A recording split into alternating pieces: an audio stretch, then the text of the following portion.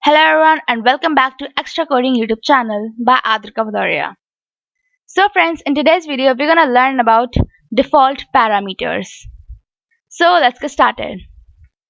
So here let's make a new file tut33.py. Okay. Now let's take this one. So let's just copy the code and tut33. Let's remove it. Okay. So now here let's not pass one parameter. Let's pass only one parameter here.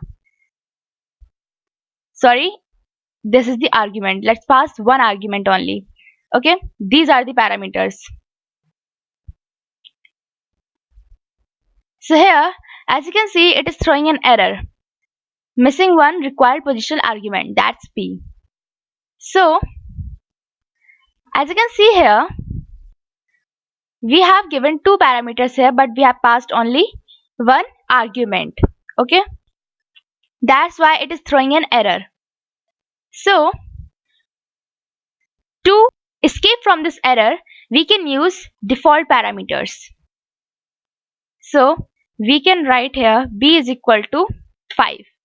Okay, so let's run it and then I will tell you what is it doing here. See, it is writing 7. It is printing the output as 7. So in default parameter, if you pass the argument, let's pass the argument for b as well. Let's pass it 4. Okay,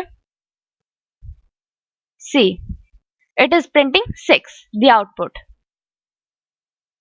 So in default parameters, if you pass the argument, then that's good.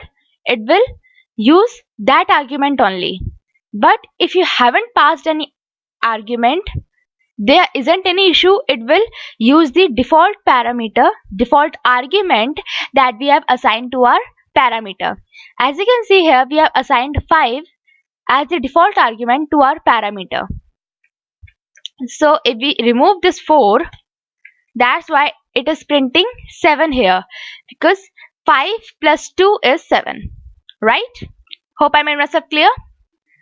And here also a, let's say to be 3. Okay, and let's remove this 2 also. We haven't passed any thing here, any argument here. See, it is automatically printing 8. It is not throwing any error because we have assigned default arguments to our parameter.